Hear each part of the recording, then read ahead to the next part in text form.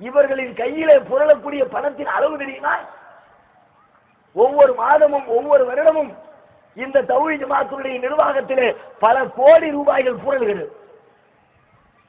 நாங்கள் நடத்தக்கூடிய நிறுவனங்களுக்காக முதியோர்களை பராமரிப்பதற்கு முதியோர் இல்லம், அனாதைகளை பராமரிப்பதற்கு அனாதை இல்லம், இஸ்லாத்தை ஏற்றுக்கொண்டவர்களுக்கு தாவா சென்டர், மார்க்கத்தை கற்க விரும்புவர்களுக்கு மார்க்க கல்லூரி, ஏராளமான பள்ளிவாசல்கள், நூற்றுக்கணக்கான பணியாளர்கள், அத்தனை பேருக்குமான தொகையை மக்களிடமிருந்து வசூலித்து ஒவ்வொரு மாதமும் பல கோடிக்கணக்கான ரூபாய்களை கைகளில் வைத்து விளையாடிக் கொண்டிருக்கிற, விநியோகித்துக் கொண்டிருக்கிற, செலவழித்துக் கொண்டிருக்கிற ஒரு அமைப்பினுடைய மூத்த நிர்வாகிகளில் பல பேர் தங்களின் அந்த மாத குடும்ப செலவுக்கு வழி இல்லாத வறிய நிலையில இருக்கிறார்கள்.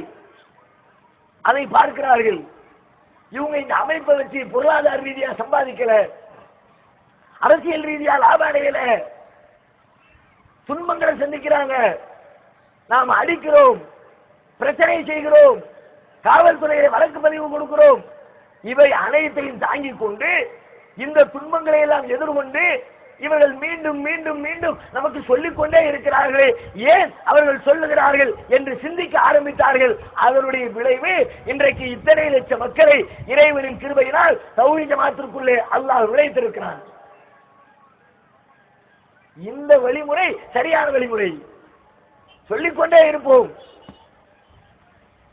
எனவே அத்வைதம் அழிக்கப்பட வேண்டும் என்று வழங்கப்பட்டிருக்கிற தலைப்பை பார்த்த உடனே ஏதோ தமிழகத்திலே இருந்து வெறியூட்டுவதற்காக பழைய காலத்தை போல மீண்டும் அழித்து ஒழிப்பதற்கு ஆயுதம் தாங்கிய ஒரு போராட்டத்தை நடத்துவதற்கு மக்களின் உணர்ச்சியை உசுப்பி விடுவதற்கு வந்திருக்கிறார்களோ என்று யாரும் அச்சப்பட தேவையில்லை.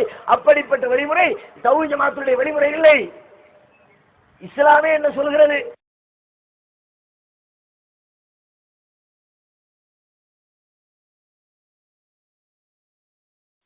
திருமறை குர்ஆன் என்ன சொல்கிறது? லா இக்ராஹ ஃபித்தீன், மார்க்கத்திலே எந்த நிர்பந்தமும் கிடையாது. கத் தபையன ருஷ்து மினல் கை, சத்தியம் அசத்தியம் தெளிவாகிவிட்டது. குலில் ஹக்கு மிர் ரப்பிக்கும் ஃபமன் ஷாஅ ஃபல்யூமின் வமன் ஷாஅ ஃபல்யக்ஃபுர்.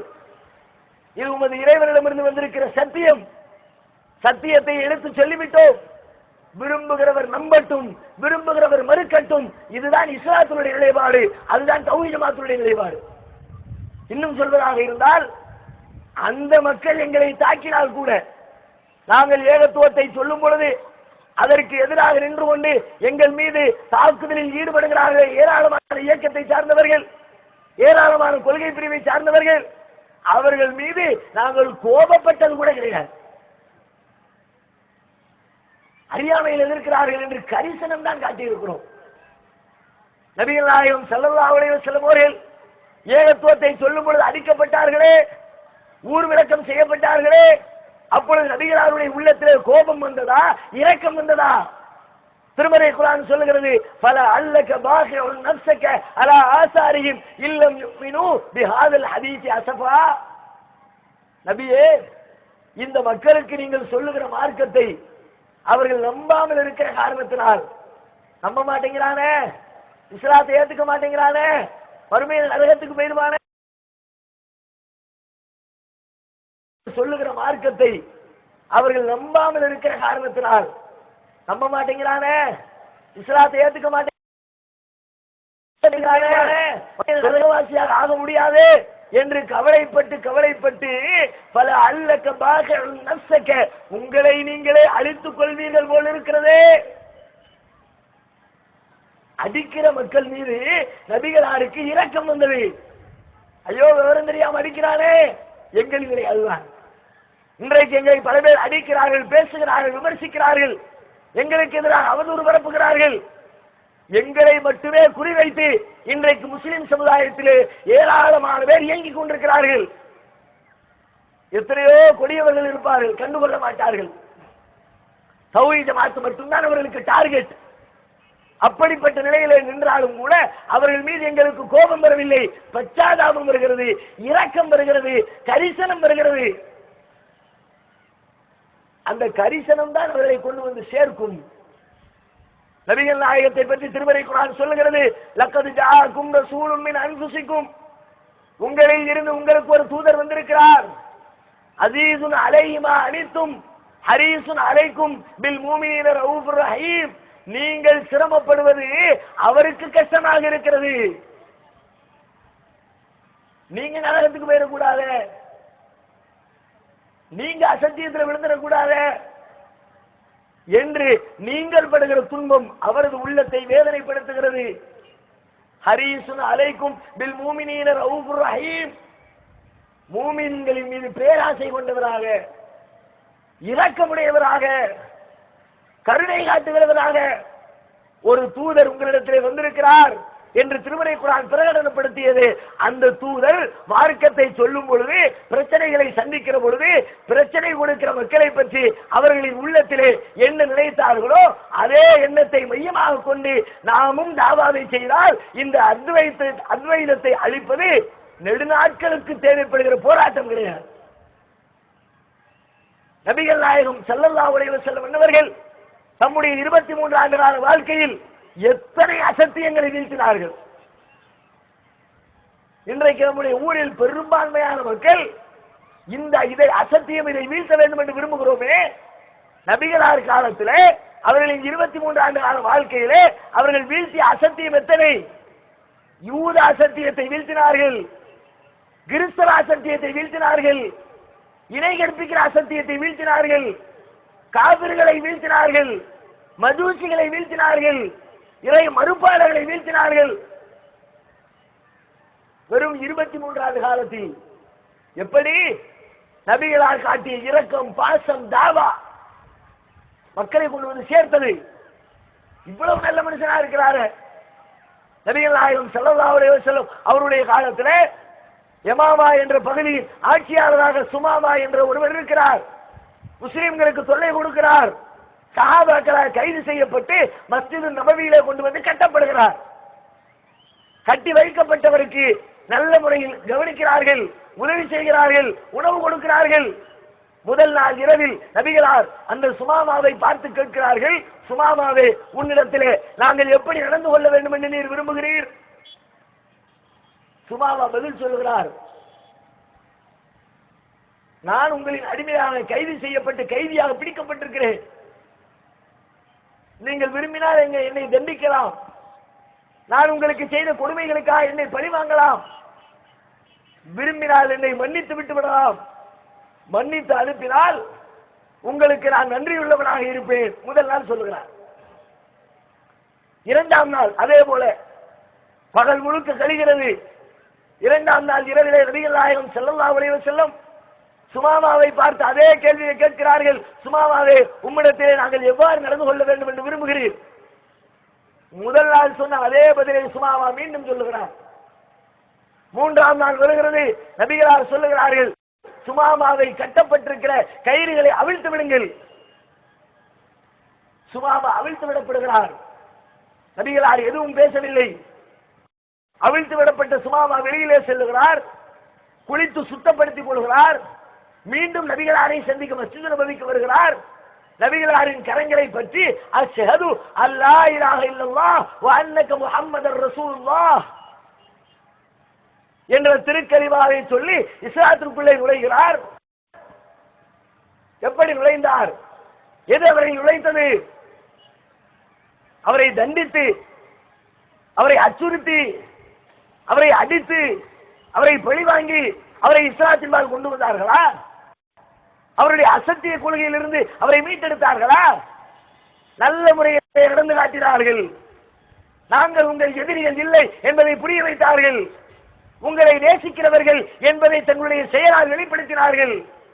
ஒரு எதிரியை மற்றவர்கள் எப்படி நடத்துவார்களோ அதையெல்லாம் விட்டுவிட்டு தன்னுடைய நண்பரை நடத்துவதை போல அந்த சுமாமாவை நடத்தினார்கள். அந்த நடவடிக்கை சுமாமாவின் உள்ளத்திலே தாக்கத்தை ஏற்படுத்தியது.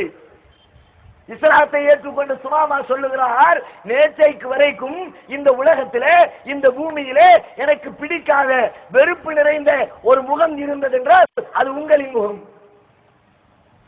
முகம்மதே, அல்லாஹ்வின் தூதரே, உங்களை நினைச்சாலே எனக்கு பிடிக்காது. நேற்றைக்கு வரை ஆனால் இன்றைக்கு இந்த உலகத்திலே எனக்கு விருப்பமான ஒரு முகம் இருக்கிறது என்றால் அது உங்களின் முகம். உங்களை நேசிக்கிற அளவுக்கு இன்னைக்கு நான் யார் மேலே நேச வைக்கல. எப்படி அவருடைய உள்ளத்தை நபிகளார் வென்றெடுத்தார்கள்? நல்ல குணத்தின் வழியாக, நான் உனக்கு நான் எதிரி இல்லை என்று காட்டுவதன் வழியாக, அவர் மீது வைத்திருந்த கரிசனத்தின் வழியாக, அவருக்கு செய்த தாவாவின் வழியாக நபிகளார் இந்த சுமாமாவை இஸ்லாத்திற்குள்ளே வென்றெடுத்தார்களே. அது மாத்திரமா, அவர்களின் 23 ஆண்டு காலத்திலே எத்தனை லட்சோபலட்ச உள்ளங்களை வென்றெடுத்தார்கள். அத்தனை உள்ளங்களை நபிகளாரால் வென்றெடுக்க முடிந்தது என்று சொன்னால், நம்மால் இன்றைக்கு நமது ஊரிலே தலை தூக்கி இருக்கிற இந்த அத்வைத கொள்கைக்கு சொந்தக்காரர்களை வென்றெடுக்க முடியாதா? அல்லாஹ் அதற்கு உதவி செய்ய மாட்டானா? கண்டிப்பாக செய்வான். எப்போது நம்முடைய நடவடிக்கைகளை நாம் சீர்படுத்திக் கொள்கிற பொழுது. இதுதான் எங்களின் வழி. நீங்கள் செல்வது தவறு என்று திரும்ப திரும்ப சொல்லுங்கள்.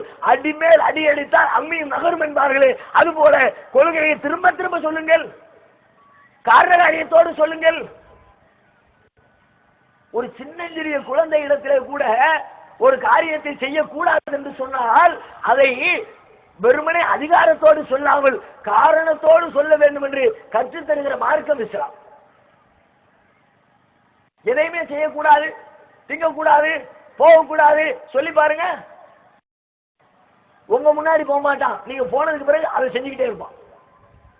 உங்களுடைய மகனிடத்துல, உங்களுடைய குழந்தை இடத்துல, ஒரு 5 வயது, 8 வயது, 10 வயது, 15 வயதுல இருக்கிற உங்களுடைய பிள்ளைகளிடத்துல நீங்கள் விரும்பாததை செய்யும் பொழுது வெறுமனே அதிகாரத்தை பயன்படுத்தி செய்யாதே, போகாதே, திங்காதே என்று நீங்கள் தடுத்தால், நீங்கள் செய்கிற பொழுது இருக்கிற பொழுது செய்ய மாட்டார், போனதற்கு பிறகு செய்து கொண்டே இருப்பார். அப்பொழுது அவனை திருத்துவதற்கு என்ன வழி? எதை செய்யக்கூடாது என்கிறீர்களோ அதற்கு காரணத்தை சேர்த்து சொல்லுங்க.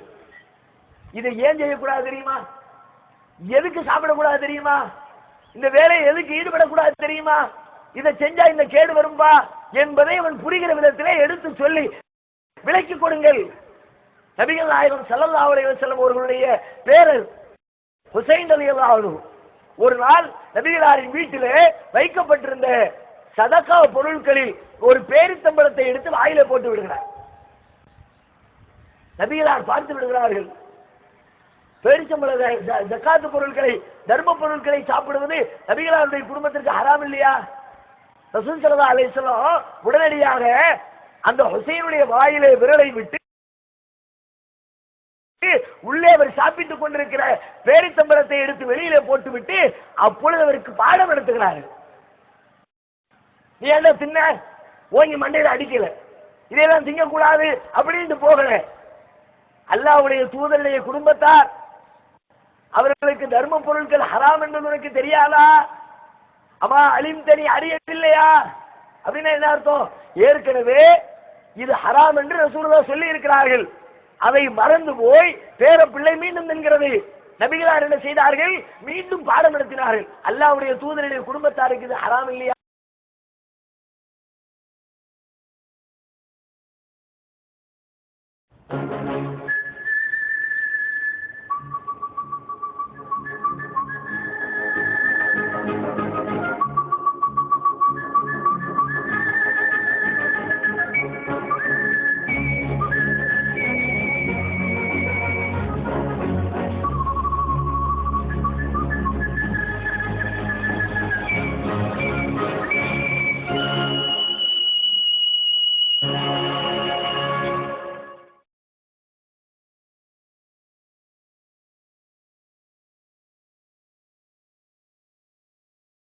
அந்த இயக்கம், இவர் இந்த இயக்கம், இவர் இந்த அமைப்பு, இவர் இந்த அமைப்பு. அதிலே பல பேர் தங்களை தௌஹீத்வாதிகள் என்று அடையாளப்படுத்துகிறார்கள். எப்படி? நானும் தௌஹீத்வாதி என்பதை ஊரில் நிலைநிறுத்துகிறார்கள். அத்வைதத்தை எதிர்த்து பேசுவது, கபர்ல போய் உழுகிற, தர்கா கும்பிடுற, எல்லாத்தையும் அல்லாஹ் இருக்கான் நம்பாத, அவன் காலை கழுவி குடிக்காத, அவர் ஒன்று சொர்க்கத்துக்கு கொண்டு போவார் நம்பாத என்று இந்த அத்வைத கொள்கைக்கு சொந்தக்காரர்களாக யாரெல்லாம் இருக்கிறார்களோ அப்படிப்பட்டவர்களை எதிர்த்தால் அதன் வழியாக நாங்கள் ஏகத்துவாதிகள் தௌஹீத்வாதிகள் என்று தங்களை பிரகடனப்படுத்துகிறார்கள். அப்படிப்பட்ட ஏகத்துவாதிகள் என்று தங்களை சொல்லிக் கொள்கிறவர்களை பார்த்து நான் கேட்கிறேன், அத்வைதத்தை எதிர்ப்பது மாத்திரம்தான் ஏகத்துவமா? தௌஹீதுக்கு அதுதான் நிலைக்கணுமா? திருமறை குர்ஆனில் அது மட்டும்தான் சொல்லப்பட்டிருக்கிறதா? வேறு அசத்திய கொள்கைகளை கண்டுகொள்ளவே மாட்டீர்களா? ஒரு ஏகத்துவாதி என்று சொன்னால் ஏகத்துவத்திற்கு எதிராக, திருமறை குர்ஆனுக்கு எதிராக, நபிகளாரின் பொன்மொழிகளுக்கு எதிராக எந்த கொள்கை நடைமுறையில இருந்தாலும் அனைத்து கொள்கைகளையும் விமர்சித்து எச்சரித்து கண்டித்து அதிலிருந்து மக்களை வென்றெடுக்கிற வேலை ஒரு ஏகத்துவாதிக்கு இருக்கிறதா இல்லையா?